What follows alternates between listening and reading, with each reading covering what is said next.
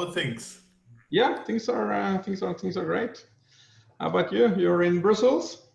Yeah, in Antwerp. In Antwerp. Okay, Antwerp. Okay. Yeah, yeah. So, how's COVID treating you in that case? You're based in the US, right? Yeah, based in New York, based in the US, but from Norway originally. So I started out my career in Scandinavia and then been in the US for 20 years.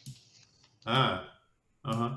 So how has been this experience? From being in Norway to living in the US. Like, what's the difference or similarity as far as the entrepreneurship journey is concerned? Yeah, started companies in the US for 20 years, built companies in the US for 20 years. I love doing it in the US because you have access to an incredible large market on the business side, and on the consumer side, you have access to capital and more specialized capital, and access to some amazing talent and people to bring into my startups as well. So I really enjoy building companies in the US. Hmm. Hmm. So what's uh, if you have to sort of think about your journey now, like you're into the AI. I mean, are you fascinated with let's say the sci-fi movies, or what was your inclination towards AI? You know, always fascinated by future things that happen in the future and how technology can be applied. And I've built startups before where we use similar type of technologies. But what I'm fascinated about it, using it for this particular purpose within food and food waste, is that we can apply these type of modern technologies to a very old problem that's been there forever, and that's that a lot of food gets lost, and it gets lost between production and reaching a consumer. So it's much more exciting for me to build a startup and using these type of technologies that solve a real problem. That's the difference this time, is that we've spent 20 years kind of learning about data aggregation and learning about algorithms and learning about all of these type of things. But we've applied it to content and music. We've applied it to advertising earlier companies. And this time we apply it to solving one of the biggest problems in the world, which is that a third of all the food in the world is lost before it reaches a consumer. Mhm, mhm.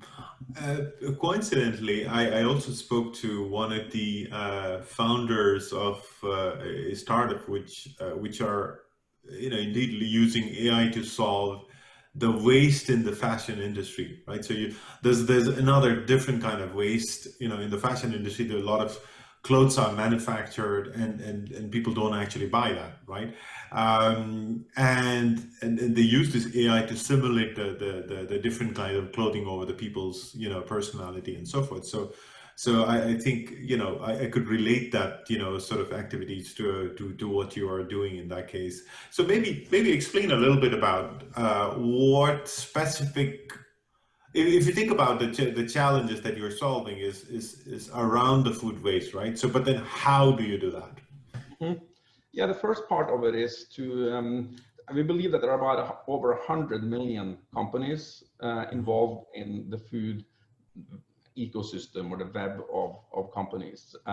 All of these companies are connected together in these trading relationships. So if you are manufacturer of yogurt, you need blueberries to make your blueberry yogurt, and then you sell it to a Walmart or to a Costco or a big retailer, for instance. These companies are all connected together in a web of companies. What's not connected together is the data and the ability to collaborate around data. Very old school industry, tremendous amount of silos in terms of companies, and tremendous amount of silos in terms of IT systems. So what we help do then is to get data out of all of these different types of underlying systems into the cloud, and also normalize all of that data so you can use data across multiple systems and even multiple companies in order to optimize the business. So then there are several applications that we built on top of this data platform, but at the core is basically to aggregate and get data into and a platform so that you can start using these cool things with AI and machine learning and all of the stuff that we've been building for a long time. Mm-hmm. Mm-hmm. You mentioned about data.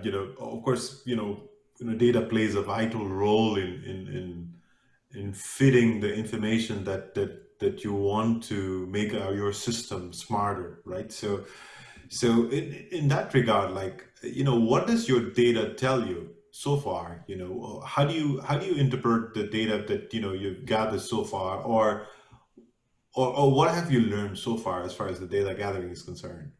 Yeah, that's good. So especially now with COVID, the last 4 or 5 months, the consumer behaviors are completely changed, right? There's a lot of changes to how we work. Like we're sitting at home much more, so that's influencing kind of what food consumers are buying. Not going into an office, influencing kind of restaurants, obviously, and influencing convenience stores along the train stops into an office. And so there's a tremendous amount of changes in consumer behavior that happen. And it's really hard for companies to have the real-time data and have the pulse on what's happening with consumers. Maybe the grocery stores, but if you're one level removed from the grocery store, if you are a CPG company selling into grocery stores, or even if you are a vendor selling into the CPG companies, or you're an exporter selling into the vendors, which are actually getting very far removed from the actual consumer. So one thing that we've seen everybody needs and wants is real-time information, real-time access to data, what's happening with consumers. So that's a big area of how our data is being used. Mm-hmm. Mm-hmm. So, if you look at the, situation pre-COVID, right? As you mentioned, during the COVID, the buying behavior has changed, right? So if you think about, from a general consumer perspective, like, what do you think about the behavior? Like, what are they buying more? Like, I'm thinking more on a practical terms, right? Not in the very, let's say, company-based terms, but more on the let's say practical terms. Like, what are people buying more now? Based on the challenges that we are going through. Yeah, I think big driver is that people are making much more food at home, right? So then all of the products that you need in order to make food at home are exploding, right? So it's anything from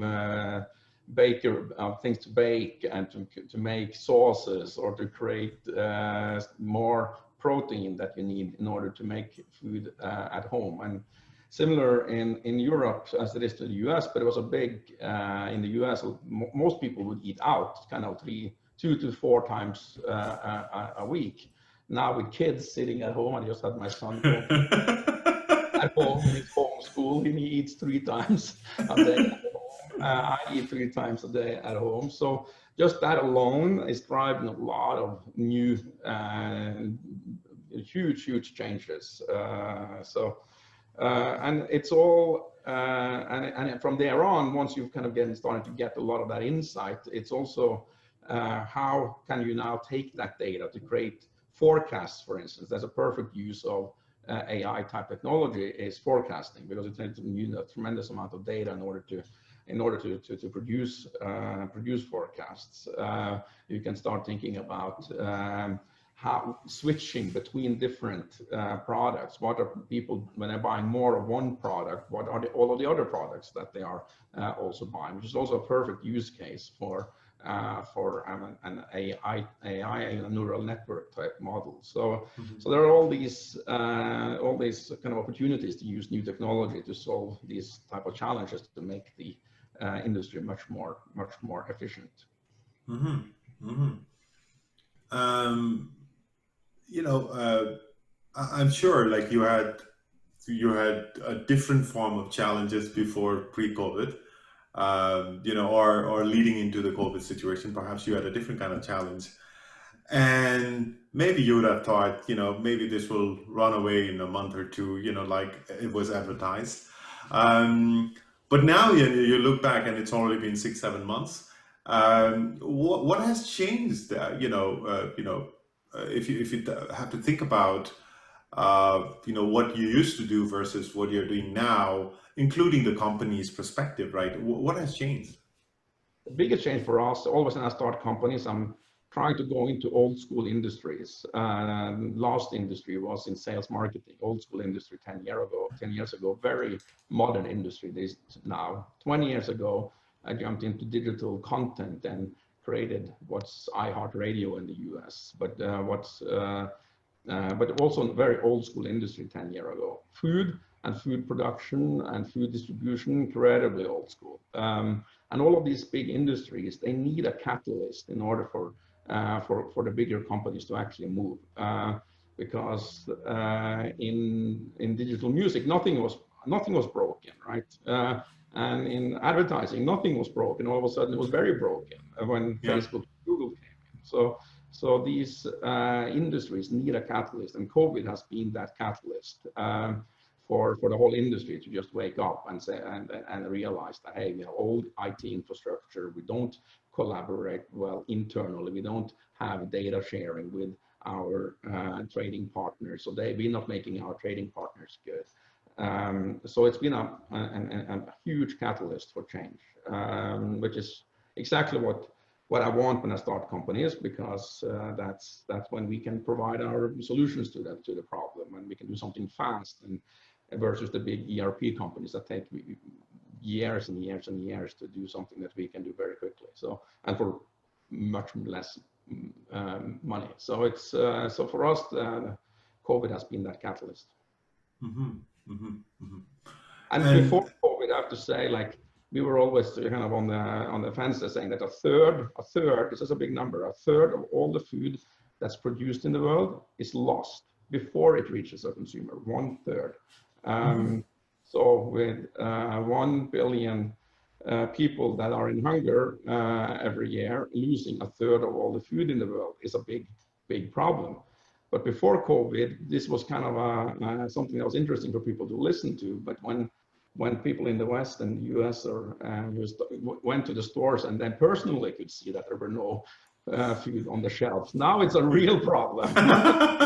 When people cannot eat, right? So I was like, at the beginning of the COVID, like, people started hoarding the toilet papers, and I was thinking, like, why they are hoarding toilet papers, right? That's the last thing you want to hoard, right? Yeah. And if I were to really hoard, I would hoard foods, to do the real food that I need for longer consumption. And I just didn't get that part at all.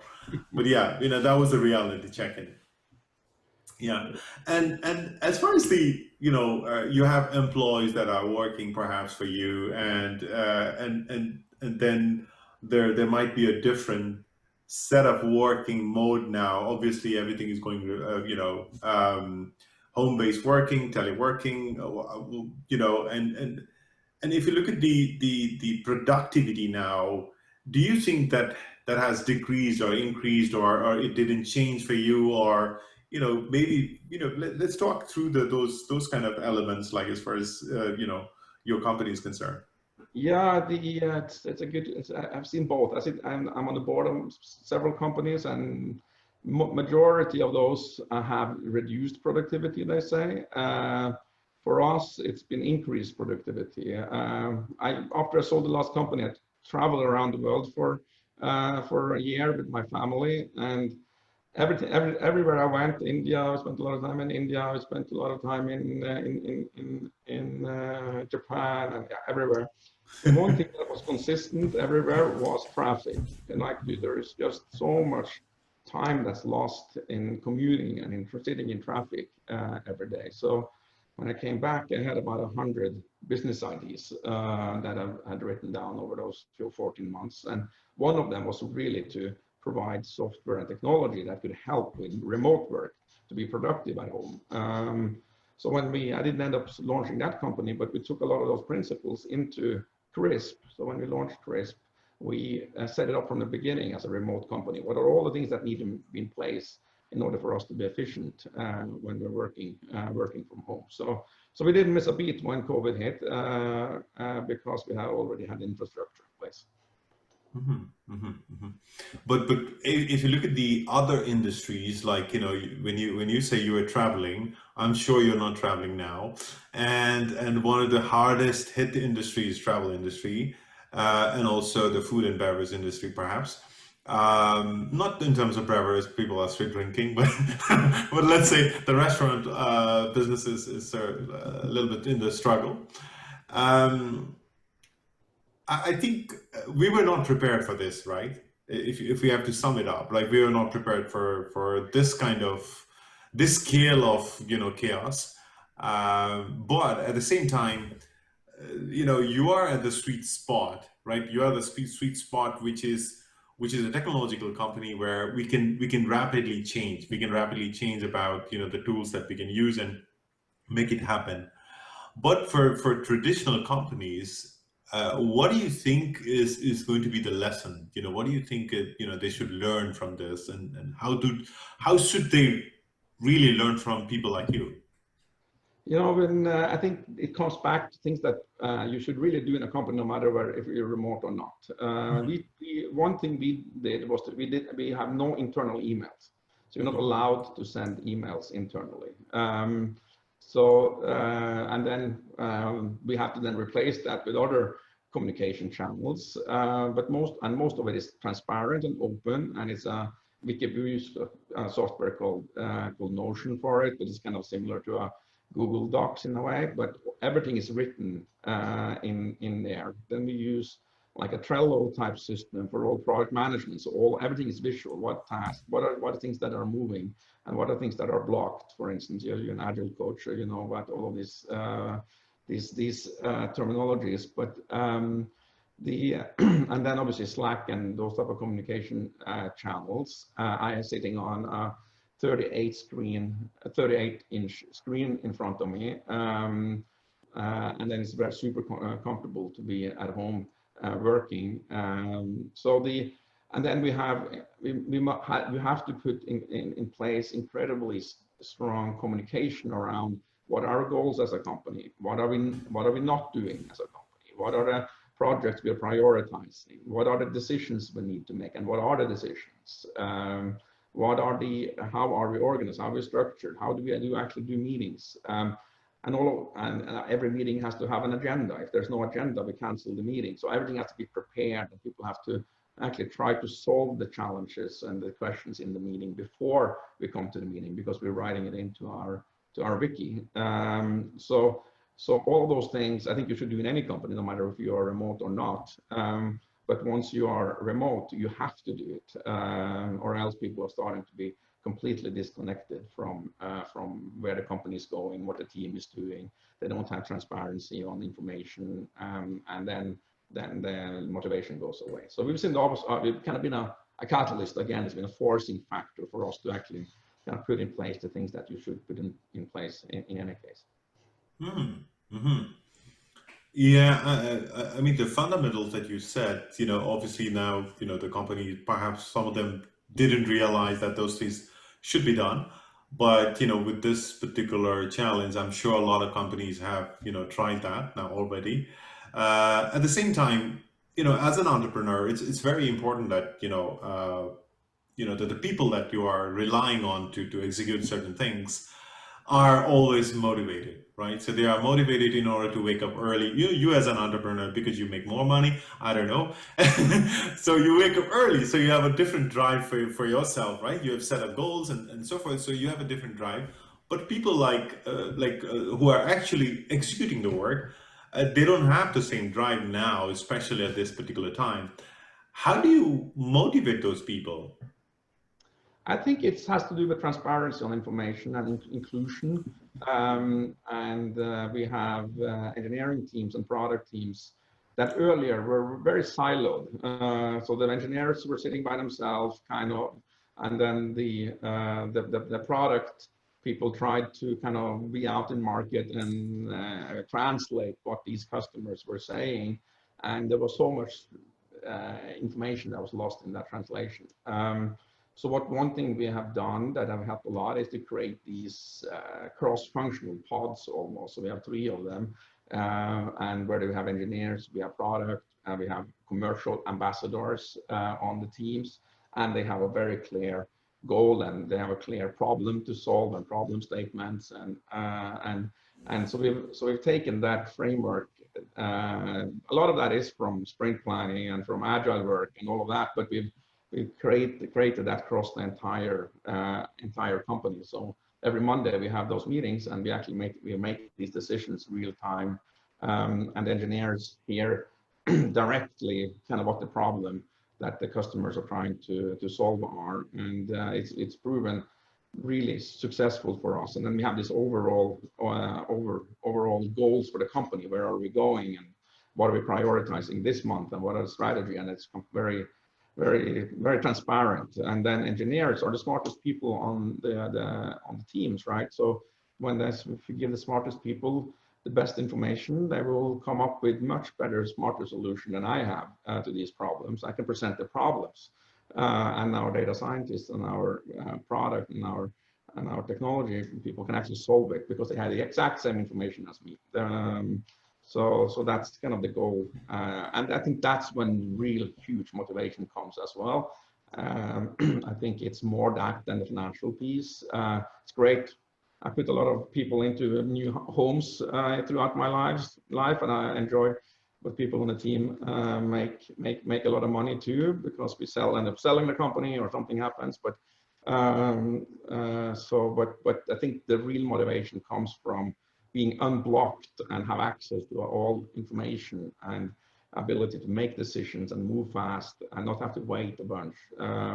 So we've been able to achieve some of that at Crisp. Mm-hmm.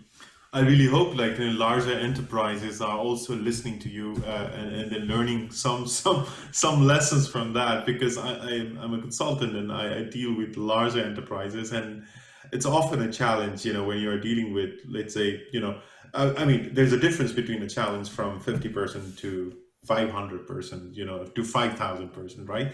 So the magnitude of the challenge is different, and I think it comes down to the leadership having that proper mindset about being prepared to change and being open to, let's say, accept ideas or being able to challenge, right? So how do you think about your company in that regard? Like, how often are you challenged by the people that you're working with?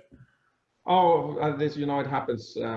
I'm sitting in on all the stand-ups and the product meetings and technology meetings. I have no idea every day.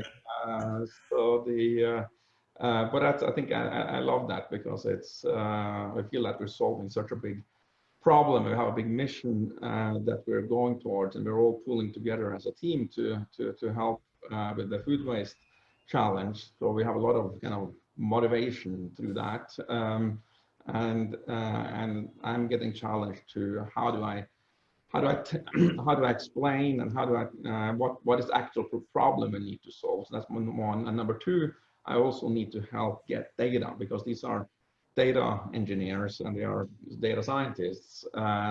So they can only solve problems if I can provide them with data. I have a technology co-founder that I did this company with and the last company. The best thing he knows is to get all of this data, and he will sit down on a Saturday night with a glass of red wine, and then actually, because that's his idea of a great Saturday night. You're lucky. You're extremely lucky with that regard. Like, if you can provide somebody with a red wine and they would extract all the data, I'm all for that.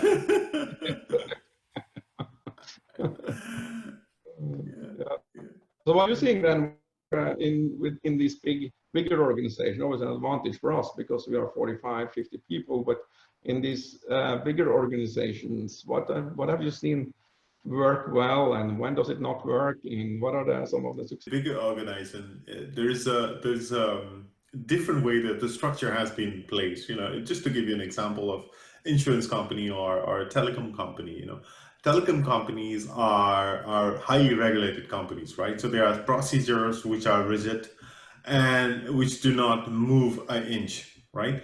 And there are reasons for that, right? But at the same time, when we are using those reasons to not change a little bit here, a little bit there, then that shows how deeply you are submerged into those processes, right? So what they don't understand is like that the process itself is an overkill, right? Yeah. And then if you look at the banking industry, I'm just moving from one industry to the other industry. If you look at the banking industry, it's the same problem, right? So we have this regulations that we need to meet it, and we have those processes in order to really follow that processes and then execute those certain tasks, right? So and then it's the same story with if you think about insurance company or it's a financial company or telecom. All this traditional industry has one problem, that they are heavy process oriented, right? It's not the problem with the people, it's the process that is governing the people, right? It should be the other way around, right? So the people should come first and then the processes. So that's where the problem is, right? So and then when you are in that sort of deep water under the process, then you cannot really think straight. You're not looking at the competitions. You're not looking at the other technical startups who are doing perhaps better than you are, or they might be the wolf who are going to poach you. So those kind of things, right? So I think process heavy, organizations are always going to suffer in the long run, especially at this point in time where we want to move fast, right? We want to create solutions that is fast. Like you said, like we want to be agile, in terms of reaching out to our customers fast enough that they get the value fast enough. For customer, it doesn't matter. It's a one bank or the other bank. I still need a bank, right? So whoever does the job faster, I will choose that, right? So yeah.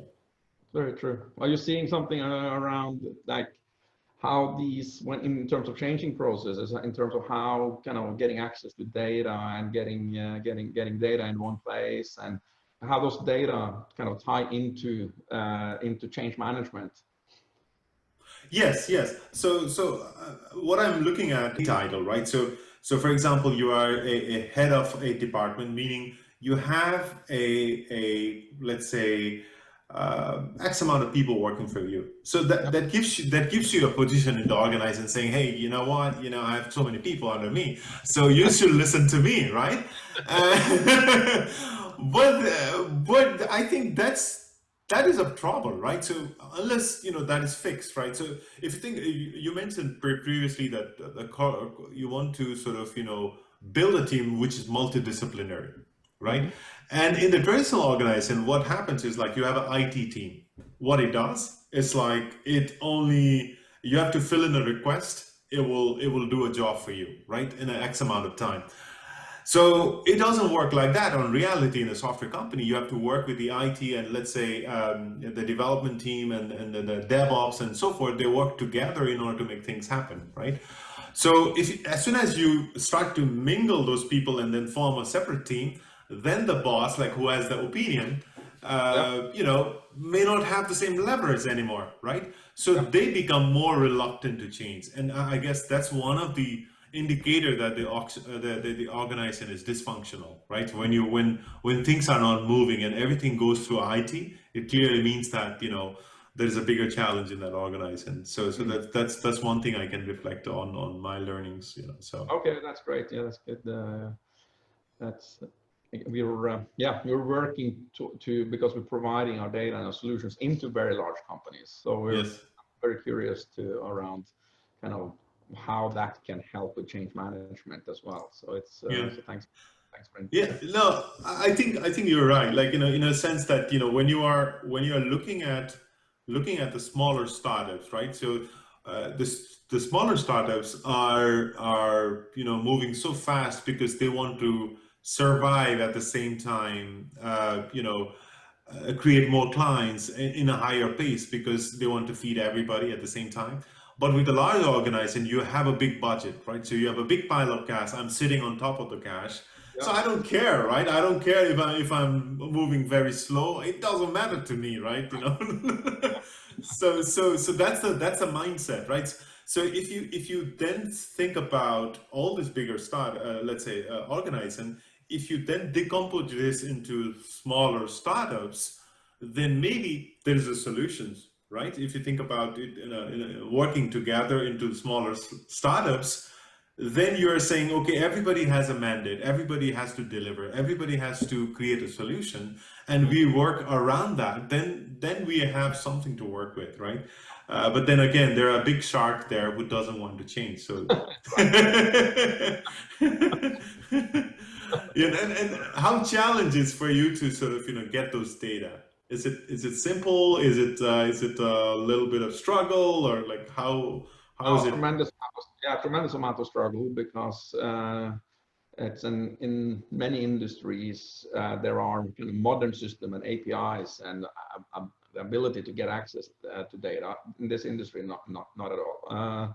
So for us, it's really hard to get access to the data, especially get it out of. You have the big retailers and the big distributors that are selling it to the consumers.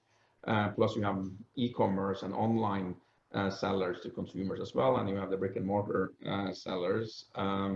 And getting data out of those systems is very hard, because they typically started 40-50 years ago with one store, and then they bought 50 companies in order to be now the largest, or they grew over 50 years. So they are everything from like AS400 systems that are legacy systems, or to new loyalty apps that consumers are using. So getting access to and aggregating or normalizing all of that data is very hard.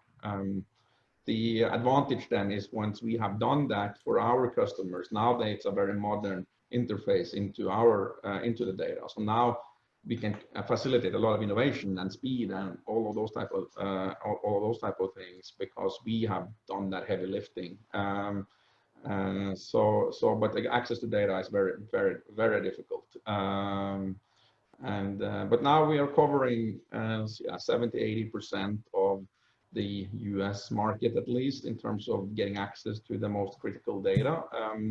And then we can have a lot of benefits for our customers that get access to that data. So which is also what we kind of that's also protecting our company. That's a big reason we have a business model, and the business is that we can then sell a subscription out to get access to the data. So it's a good and bad. It's really hard to do, but once you've done it, now we can protect the business and protect the company and provide a tremendous amount of value for not a lot of money. So that's where we are. Yeah, I'll tell you a funny incident, right? So I was working for one of the telecom here in Belgium, and I realized, like, we had to also do some data related activities, and we started to look for departments who are actually providing those data, right? It's a simple let's say intra-company searching for information. We're talking about 5,000 to 10,000 people, a company. And what I realized is, like, so while in the data hunt, what we realized is there are some very sensitive data. One of the, let's say, the earlier example I gave you, like people want to have more people under them so that they have a leverage. One of the example is, like, one of the manager had actually asked a data specialist to have a server on his PC, right? So think about it like this, right? So during the working hours, like, you have access to data, but as soon as the working hours is not there, then you cannot access the data, because he would turn off his laptop, right? So it was that sort of organizer, which is very traditional, but they want to hold on to that. And while we are looking for data, because it gives us so much information, it has so much value, we are holding that data so that, we have a lot of leverage, right? So just to give you an idea about how difficult it is in certain organizations, and I'm sure you would have, gotten some of these cases in this form or the other form. So yeah. Mhm. Yeah, no, it's a good example. But once your data has value, once you data together, you can have data that doesn't have a lot of value by itself, but aggregated together with 10 other data sets. Now it has starting to have a lot of values. Mm-hmm. Yeah, yeah, yeah. If one person has it down on their computer, it doesn't work. Yeah, it works for him,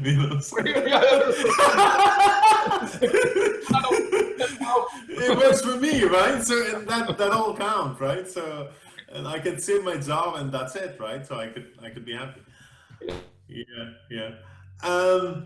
What is difficult as an entrepreneur? Like, to go back to your entrepreneurship part again. So I'm sure you can say everything is difficult, but if you have to now, you had the experience of running multiple companies already. Now you're thinking, well, this part I am really uncomfortable. This part I don't want to even talk about, right? There must be some secrets there as an entrepreneur where you are like, okay, this is where I'm not comfortable. Oh yeah, in starting companies in general, yeah, I've done it for 25 years now, and you always think that you're good at something, or like you always think that you've solved the problem before, and now Yeah. it's the same solution to the problem. But every time I start a company, I do the same mistakes over and over again. And they're generally around hiring of people. They are around organization. So we just launched this principle that I talked to now with this cross-functional teams. Why didn't I do that from the beginning, right? It's so obvious. It's and it's around going too fast to the market before the product really is ready, and then having to kind of build the product after you actually have launched it. It is around, I keep doing the same. So the learning, there's not a great learning curve. Yeah, there are, but people and team are generally the hardest things to organize and to structure, getting the right team, getting the right team composition together. That's very.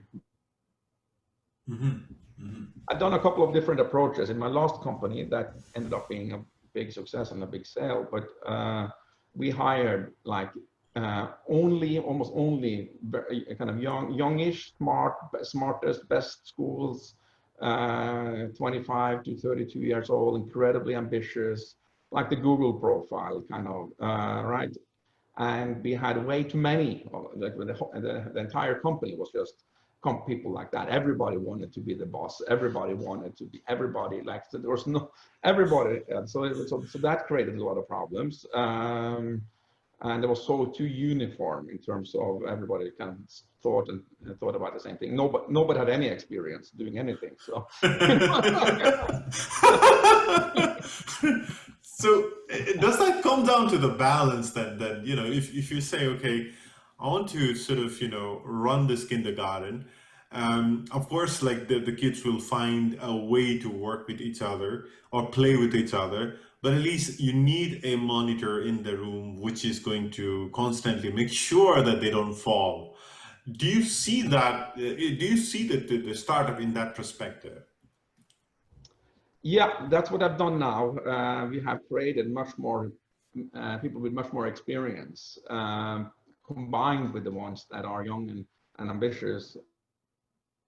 So we created a much better dynamic in that, which actually the remote work helped a lot because you can attract amazing people that have decided to not live in a big city anymore. They just want to kind of move out of the big city. So that has helped. And then we've also been I've been very focused on having senior people who wants to be hands-on, who actually wants to do the job, so they have incredible amount of experience, but they actually are hands-on keyboard, solving a product issue or solving a customer issue or solving a technology issue.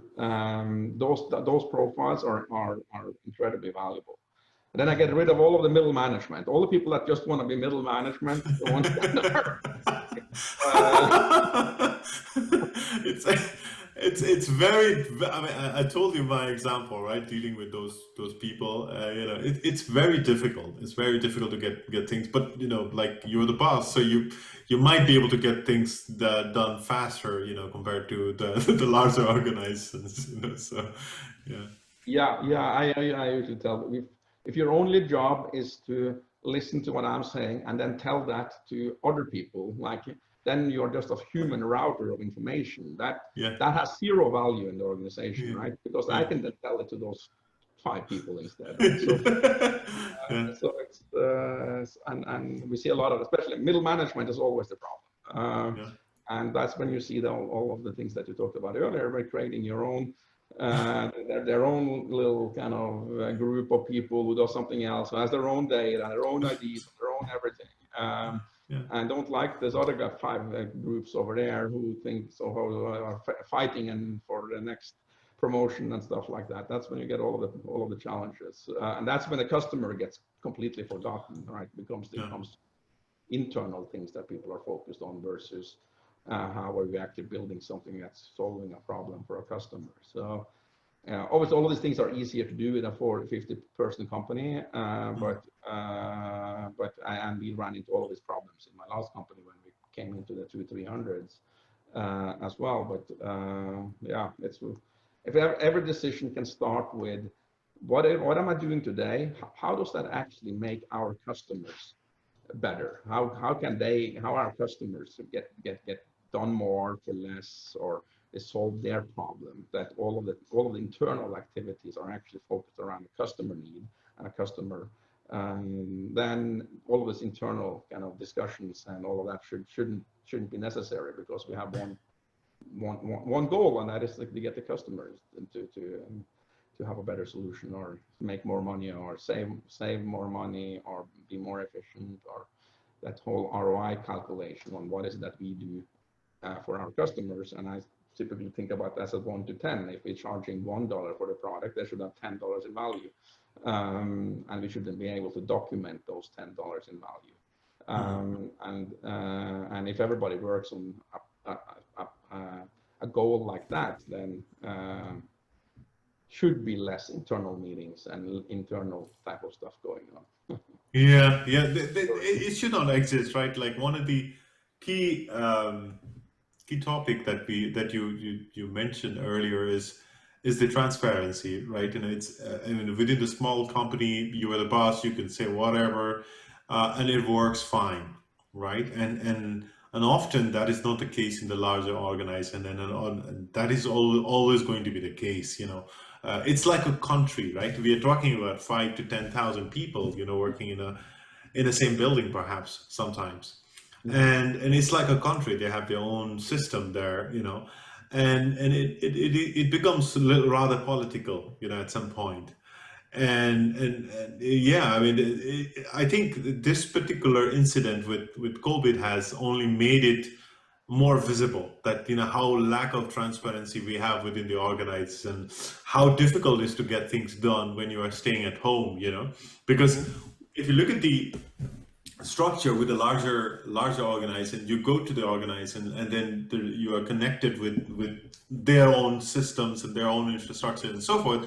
But now when you are working from home, then you have to connect to those VPN and so forth, and it's difficult. It's difficult for get things done, in a faster pace, So yeah, right. No, I definitely see that. That's for sure. Cut all emails. That I had another idea was to put a stamp, so you have to pay for a stamp in order to send an email. So it would cost $1 to send an email. So just to cut down the amount of emails, because emails is the ultimate ability to kind of get where information just get lost and siloed and stays in email exchanges, peer-to-peer email exchanges between 2 or 10 people. And that is not a transparent way of getting access to information. Some stuff obviously need to be confidential, but then we can have other kind of ways to deal with confidential information. But I'm thinking about it typically as if if smart, intelligent people have the same amount of same information, they will make the same decision. So my job as a leader is to be able to surface all of the information and get all of the information in front of everybody and be clear about where we're going and be clear about here's all the information that led to these decisions. Then smart people make the same decisions generally when they have the same information. And then it becomes much easier to do everything if things are transparent versus siloed. One of the things that you said about the information, I like the fact that you want to, give away the information that you have. But how do you make sure that you give away enough information or less information? How do you make sure that people are getting right information? So it's not just a information, but it's a different series of information, right? So how do you make sure those things happen? It's a big balance that we've struggled with. So on one end, we ended up like having way too much. Like, so everything is transparent. So where on earth do I actually start? Like, here's the Bible, read it, right? Pages of like information here. Where do I start? So that's then we did that mistake where everything was, and then we did other mistake as well, which was to aggregate it up and only have it in like very curated type of information and very structured. But then it didn't feel right for everybody, because now somebody had actually curated all of this. So I think we found a better structure now where it's more like a pyramid or an iceberg in a way. You can start on the top and you can see the top 10% that has some curation to it, but there is then the ability to jump off and you can jump down and go further and further and further down into the information. That's been helpful. We also have a framework around strategy, around that we have inputs. So these are the inputs that we used in order for us to make decisions. All of the inputs are transparent to everybody. So everybody can go in and see the document of everything that led up to the monthly strategy meeting. And then we have an outputs where then these are the decisions we've made. This is the goal that we've set for this month. These are the things that we're going to stop doing. It's called CRISP. It's called, actually it's C for concentrate. This is the one goal that 80% of the company needs to work on. Number 2 is resolutions. So these are the decisions that we had. These are the decisions that we made, and these are the reasons we made the decisions. And this is the decision. You can go in. Everybody can go in and see what the decision is. Then it's I, which is imagine, build. What are some bigger things that we can do? Big problems that we can solve. And then S is stop. What are things that we stop doing? And engineers love this because usually you just pile on new things and you never take anything off the table. So the stop is very important. And then the last one is the P, so CRISP. P is probe. So what's a big area that we want to research, for a potential kind of concentrate in the future or imagine build the future, but it was a big area we want to research. So these are the 5 things that every strategy meeting is centered around. These 5 ones. We do them the last Friday of every month. It's kind of a rhythm and a clockwork on this, and that's complete transparency for everybody. So that has helped a lot because now it's curated, but it's guided, and then you can, as an employee, you can jump into all of these decisions and the things that led to all of that. But so that's been a good structure for us.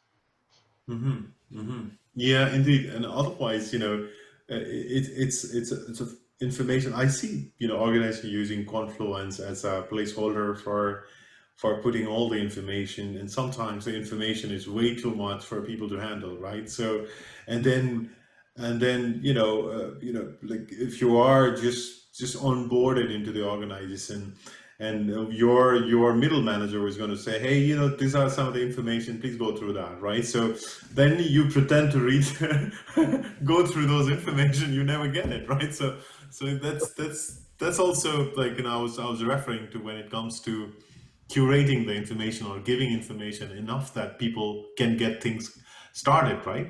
So yeah.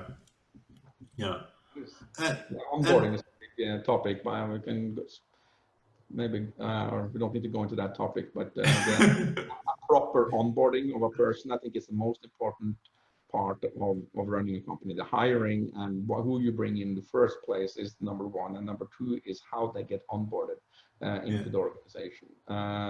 That is crucial. We spend a tremendous amount of time on just figuring out how to do onboarding properly. So I mean, maybe a you know, point or two. You know, what did you learn? You know, as far as you know, the onboarding is concerned. Like, how do you make this right? Do you also have created a flow that helps you to say, okay, these are some of the checks I must do, so that a person is properly onboarded? Like, do you look into those factors? Yeah, we do. So we have also a couple of things that have helped us. One is that to have these are the checkpoints everybody kind of needs to go through.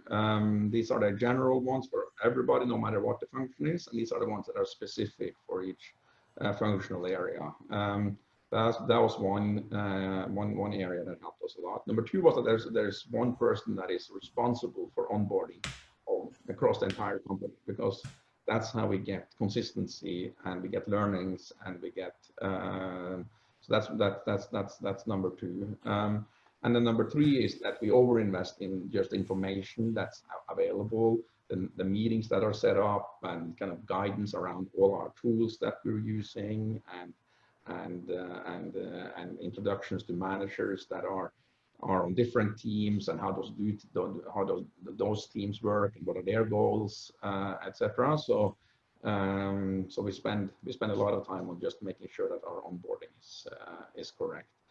Also on OKRs and what is your goal, and how does your goal tie together with the rest of the company's goal, and in a startup you generally forget about these things to actually put these structures in place. And I've certainly forgotten it all my companies before, and now we put it in place, and to get like a well-oiled machine that can accelerate. Yeah, Because what you yeah, put in now, it's going to stay there forever. If you don't put it in now, it's going to be really hard to retrofit it. yeah. If you don't build it into the culture and the DNA and the processes in the beginning, you get the situations you described earlier, right? Where processes are just not matching the people or matching the goal of the company. Mm, yeah. Yeah, because often the culprit is the process within the organization, in the large, especially with the large organization, even with the small organization. If you're thinking too much into process and not designing the process around the people, then maybe that's a downhill for you. So yeah, and if you look now in a different context, if you think about your solution, as what you're offering, is it industry agnostic, or it is only catered to one particular industry, like a supply chain, or you are like, okay, no, we don't care, we can work with banks, we can work with IT, whatever industry that you can think of, we can work with any industry. No, it's very industry specific. So, Yeah. which I think is a next big trend in technology companies, is that companies I've built before as well have been horizontal in a way. We can work with any industry. But I think the next big area is to these like verticalized technology companies that go incredibly deep on one industry. You have to pick an industry that's big enough in order to do that. And food is probably one of the biggest industries in the world, $10 trillion market, 100 million companies in the world. So it's a big enough problem to solve. Then the next one might be fashion, where there's a lot of industries that have similar types of problems around waste and around many steps and many layers and many companies involved in order to get the product there. So we might take this and kind of move over to the next industry, complex, difficult industries with complex trading relationships, in a long supply chain that reaches a consumer at the end. But for now, we are incredibly focused on just the food distribution and food sales. Might go into restaurants. We don't do anything in restaurant, thank God. We didn't have a big restaurant business before COVID hit, because that would be a total wipeout.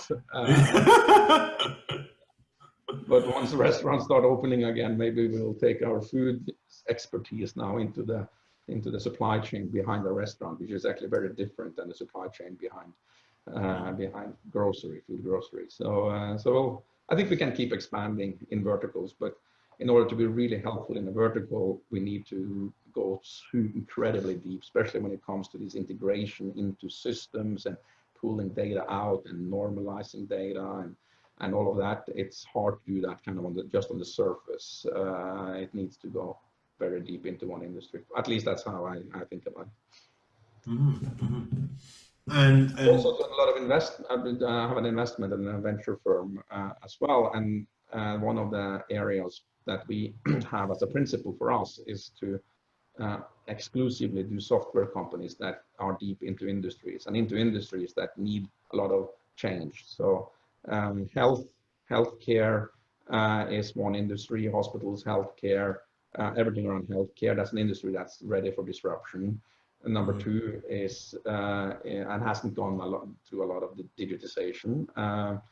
It is industries around education. I think that's another big one. Education is kind of the same product now as it was 50 years ago. And I see that with my kids sitting on Zoom at home now every day. Like education is going to be one of those big industries. And you mentioned banking and insurance, which I think is really ripe for but it's harder there because it's so regulated. So it's harder one. It'll take a little longer, but man, is that an industry ready for disruption too? Yeah, I think banking, I would say, is the most ready industry. It's like you could immediately show the impact. If you have picked the right kind of solutions, or the right problems that you want to solve, right? And especially, when I look around startups who are doing pretty well, right? Just to give you an example, Revolut is one of the prime example I can think of. I mean, what I can think of is these startups are really leading the way on how the traditional organizations should function, right? And then you would see less and less, what do you call the branches of the banks. You cannot go to the branch now. Perhaps let's say in 2 or 3 years, you will not see any branches, right? And you would not be using cash, right? And with this particular situation, more and more people choose not to use cash for a hygienic reason or whatever.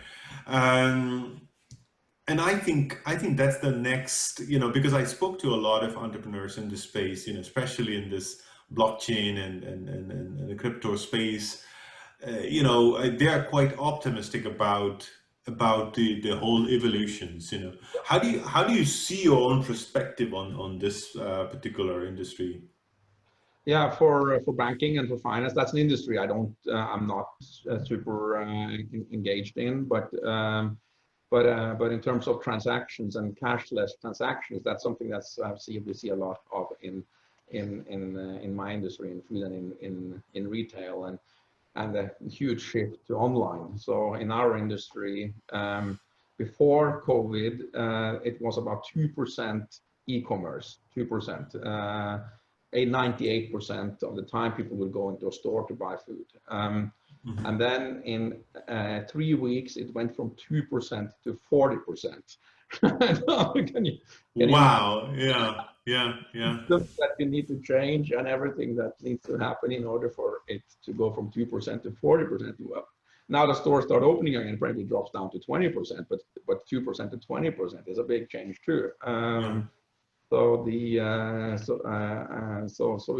those big external drivers like that and catalysts are happening in this industry, and then obviously it's we are all deep into all of cashless payments, and people don't want to touch anything, and they want to right.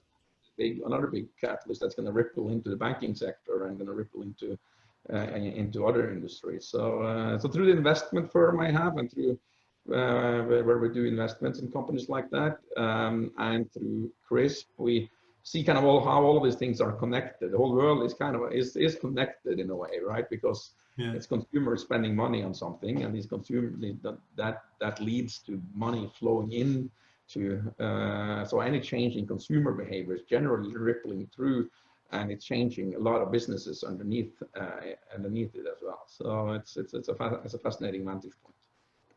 Yeah, because I'm very happy that people were used to the e-commerce. People's at least most of the people were used to buying things online. And I was speaking to one of these founders of this digital asset sort of company, like where they could actually tokenize the physical asset into the digital asset and so forth, right?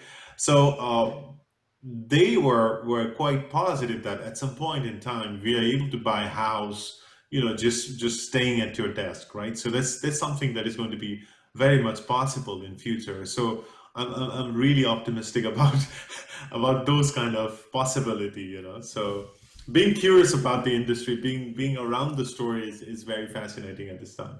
Yeah. It is, yeah. No, and all start with changes in consumer behavior. Just really understands changes in consumer behavior, and how that influences the B2B companies that are supporting the B2C companies.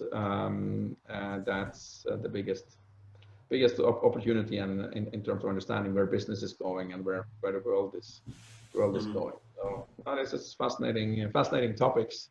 Mm-hmm. So, how optimistic person are you now, to sort of go back to your own personal part? How optimistic are you?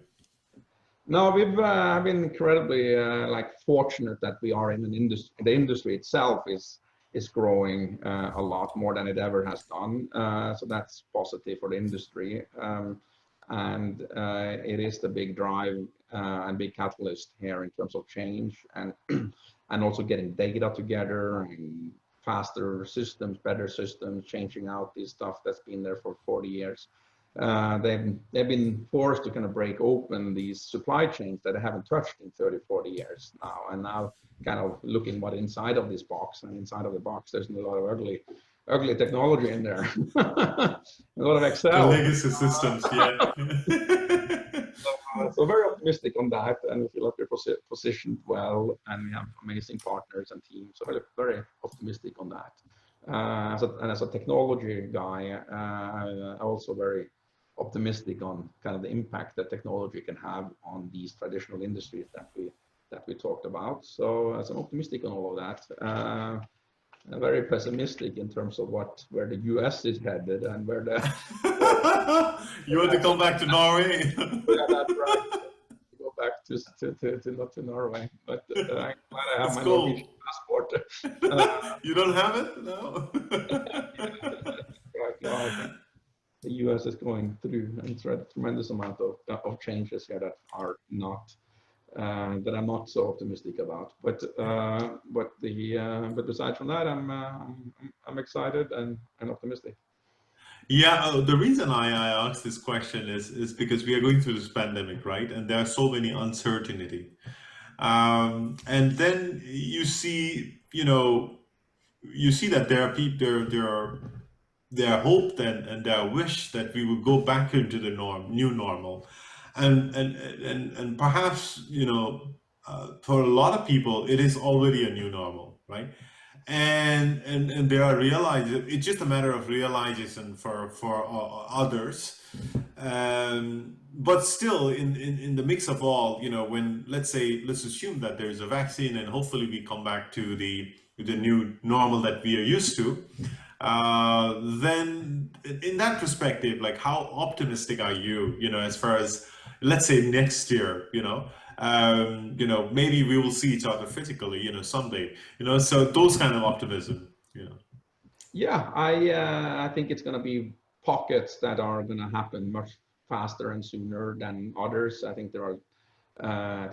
this recovery is well, a friend of mine called it this K-shaped. So it's one that is recovering and one that's not, right? And within each industry and city and country, and it's all going to be these kind of K-shaped type of recovery. It's not like earlier where you had everything recovered at the same time nicely. It's but in that spread between the up and the down and the K, there is a lot of tremendous amount of opportunity. So so where entrepreneurs can really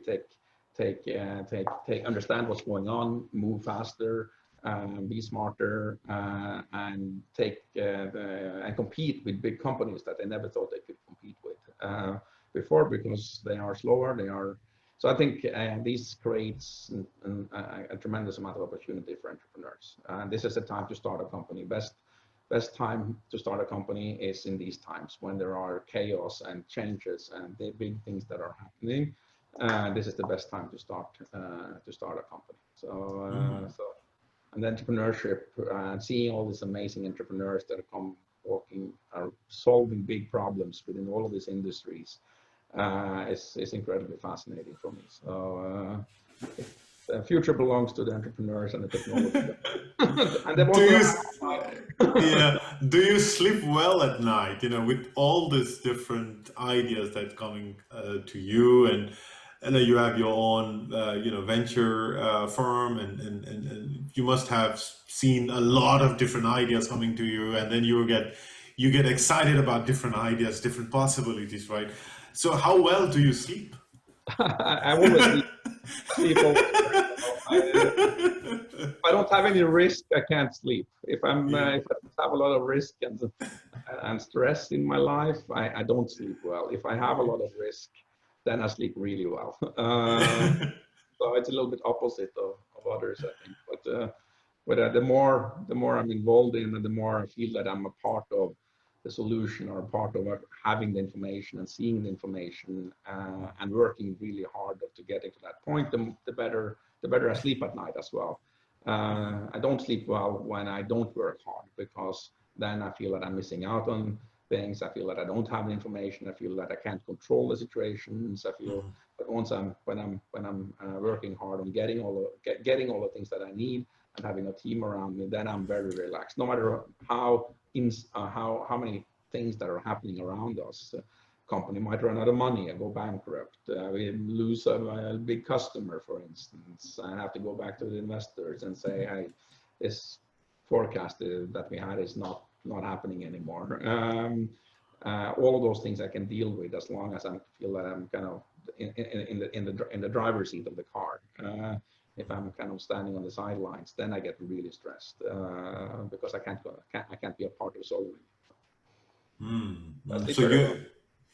So you have a different kind of mindset in that perspective, right? So you get sleepless night for different reasons compared to others, like people like who are more resilient, perhaps thinks in the similar way like you are thinking, as far as the entrepreneurship is concerned. And I see this trait in a lot of entrepreneurs, like they say these things along the same lines, like what you've just said.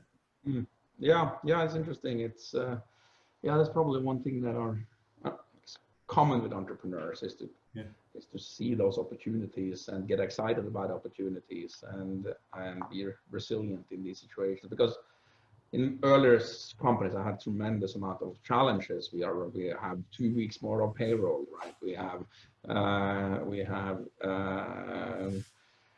big technology things that we thought we were going to achieve, and we didn't, or we have security breaches, or we have all kinds of things are happening in a startup, but having the team in place to actually solve no matter what kind of comes at you, and it's also very, very satisfying for a team to do these things, because we had all of these problems, we came together as a team and we solved it, and that creates these bonds between people that last forever. As well, I've seen that from my last company and the company before, we are close, super close, because we went through difficult things together and we came out on the other side strengthening our personal relationship that we built between each other that we never would if everything was kind of smooth sailing. So So I guess I know if you've done it for 20, 25 years, you can kind of get a little bit more perspective on that versus in the beginning of my career, but everything we just stressed by all the problems, but you're Yeah. actually know that the problems lead you to a better place Yeah. personally and as a company. So. Interesting. So now, what's next for you and the company that you're going through, like the CRISP, and also maybe the venture farm that you are running, So Yeah, on the venture side, we are looking for with an investment into construction software for construction industry. So that's another very large business, a large industry that hasn't had any or very little. Build houses kind of very similar now as I did 50 years ago. There's very little bunch of emails, and there's a lot of lack of. Actually, they use the software to build out Schiphol Airport, so that's the claim to fame for that company. yeah. But so for that, there's more and more of these. There's a lot of these industries that are going to go through that technology revolution. So I'm seeing it there. We haven't done anything in banking and finance yet, but I really want to. So maybe I'll have to ask you for some advice then on who to invest in there. You can email me secretly. Yeah, that's right. Don't tell anyone. Yeah. We have a very strong, beginning of a strong market position in the U.S. But food is a global industry. So for us now to take this technology out to Europe, we have some good European customers already, but Asia and everywhere. So we want to take this and do it globally. That's the next big area for us at CRISP. Okay, a final question before I let you go. You are yawning now. Okay. I beg your pardon then. What's the dream for you then? Like, what's the dream you're chasing now? For us, I grew up with parents that were very academic, and they were academics, but they were also fighting for a good cause on their. So my dad was in Amnesty International, and he was sitting up late at night and writing letters to dictators and around the world to get them to release prisoners and so I grew up with a lot of the social good and the social goals. And then I took the complete different path because I became the only business guy in the family and starting companies and starting businesses. So my dream is to kind of come back now to the beginnings and use what I built around understanding of business and technology to solve a real world problem. And food waste is one of the biggest world problems. It's one of the biggest drivers of climate gases. UN actually identified the reduction of food waste as a #1 initiative for global emissions, and obviously, and a world that's going to double in the number of people here, and how we're actually going to sustainably feed them without harming the earth even more. If I can use my technology and create what we call a double bottom line, it's great for our customers. It's great for the world at the same time. Then I can come full circle and I come back to my roots and something that maybe my parents can be proud of as well. That I actually contributed to something that is important. So is your dad still alive, if I may ask? Yes, both parents are still alive. That's a very good spot to be at, So to be able to do that, to be able to see that dream, and to be able to chase it, and then to be able to accomplish that, I think that's so fulfilling. Yes, no, for sure. That's what motivates us all to get. And then we have actually start part of the onboarding process. Everybody actually tells a story about why it matters to solve this problem. And so the people that work at CRISP all have some connection to, or have a connection to why they want to solve this problem. It can be that they grew up in a country where they didn't have food at all, right? And then they came out of that country and moved to the US or other countries and got an education, and now they actually want to come back and help solve that problem that they had as when they were children, for instance. Or one, they had no money growing up, so every time they went to the grocery store, he didn't know if his parents was able to actually pay for the food. So had a very strong connection to food and has food security and the ability to put food on the table.